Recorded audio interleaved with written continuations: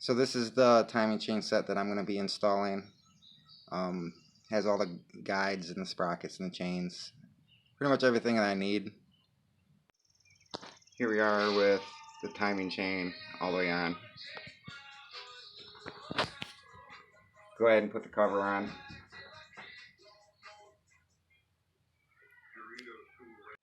Alright, here I am with the 2.2 Ecotec completely done.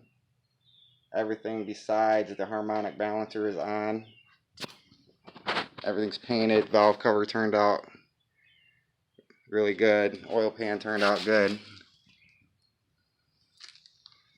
Got the throttle body on there.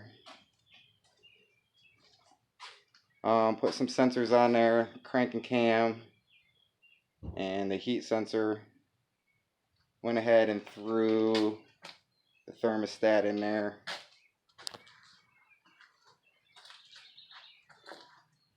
If you're interested in the water pump video or the timing chain video, go ahead and subscribe to my channel, and both them videos are on there. So there you guys have it, 2.2 Ecotec. Looks pretty good when it's all painted and rebuilt.